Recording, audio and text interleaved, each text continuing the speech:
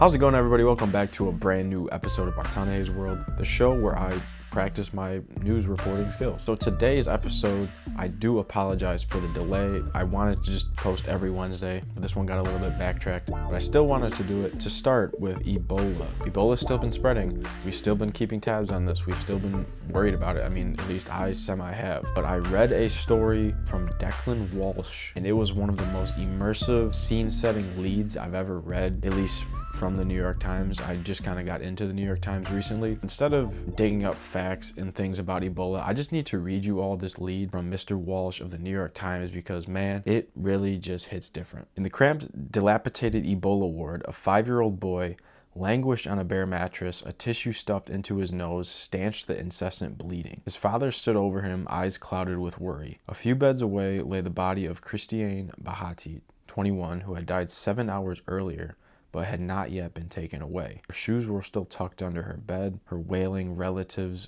gathered outside the ward doors. The body, covered by a thin sheet, was highly contagious, yet hardly anyone in the ward was protected. Relatives came and went, carrying food and water to ailing patients because the hospital had none to give them. A few wore rubber gloves or pulled a scarf across their mouths. Most had nothing at all.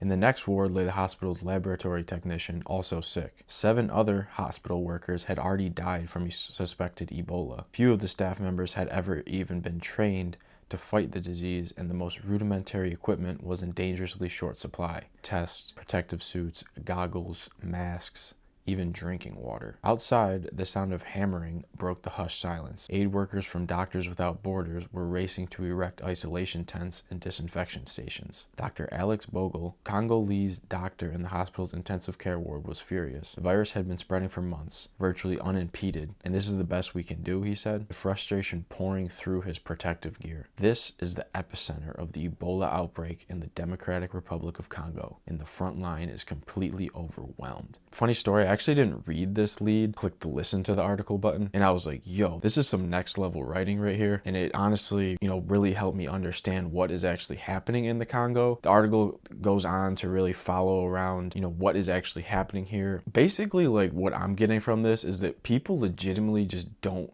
want to stay in the hospital, as crazy as it sounds. Yes, the hospitals aren't as good of conditions as, let's say, a hospital in the USA, but still, people who have Ebola are breaking out of hospitals. People are, rioting. People are basically just not complying with what should be a more serious matter. And this concerns me just a little bit because with the World Cup coming up, obviously people get tested and quarantined and the whole 9 yards. But what's to say that one of these people doesn't somehow end up on a flight or somehow end up in a car with other people going to a World Cup game or something of the sort? The World Cup does make Ebola a little bit more worrisome. Reported on May 23rd by Claire Moses of the New York Times, the Congo team was isolating in Belgium for 21 days. It's not so more about the team, it's more about just people from that area of the world going to watch these games. Stadiums hold 50, 60,000 people. So I don't want this to just be the Ebola show, but for the moment it will be because we got to keep tabs on this. And in some other news from the Associated Press, yes, I have differentiated my sources. You're welcome, everybody. I'm going to keep working on that. Claude Lemieux, the 4-time Stanley Cup champion, passed away by...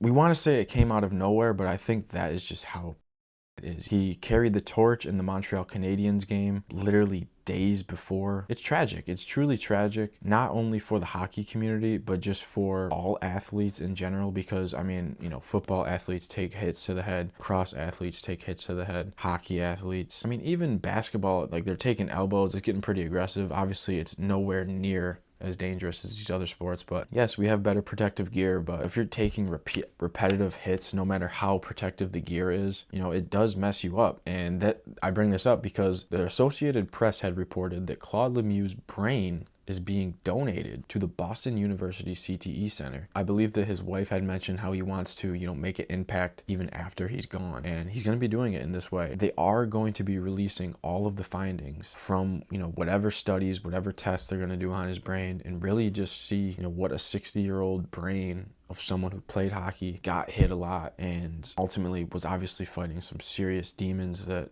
it's unfortunate that it had to go the way it was. So rest in peace to Claude Lemieux. Moving on to some NFL news. Yes, it is the offseason, but there was some huge news.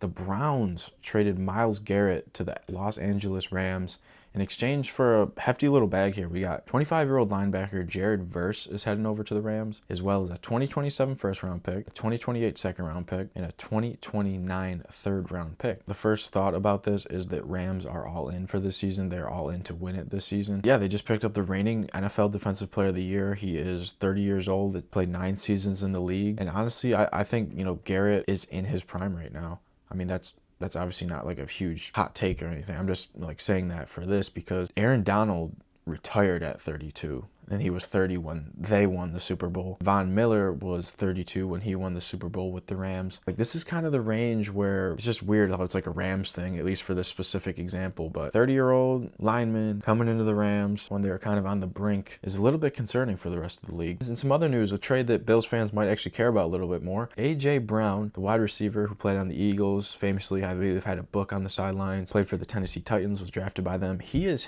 getting shipped off to New England, and he's relinking with his old coach, Mike Vrabel. The Eagles are getting a 2028 first-round pick and a 2027 fifth-round pick. Is this the missing piece for the Patriots? I don't think so. Who knows what would happen if Bo Nix wasn't injured? We don't know. I get, that's just the game. They made it to the Super Bowl. They're a legitimate team, but I don't think that they were just that one piece away. Even if they were, I don't know if it would be A.J. Brown. As a Bills fan, I really hope that we lock him up this season. And we're going to switch it up to Stanley Cup playoffs. As I'm recording this, it is Friday, and there has been 2 games played in the Stanley Cup Finals. Game 1, Vegas took it 5-4. And then Game 2, we got to talk about a little bit more in depth because the Canes won it in overtime 4-3, and Seth Jarvis won it off the power play, but the Canes scored 3 goals in the third period to totally change this game up. It's 1-1 going into Game 3. This is going to really be neck and neck. I mean, obviously I'm a Sabres fan, as you all know, but I just can't really, I haven't been getting myself to watch really any games besides the ones from the Sabres a couple weeks ago. Then moving over to NBA, there's a game tonight, Game 2. But Game 1, the Knicks took it.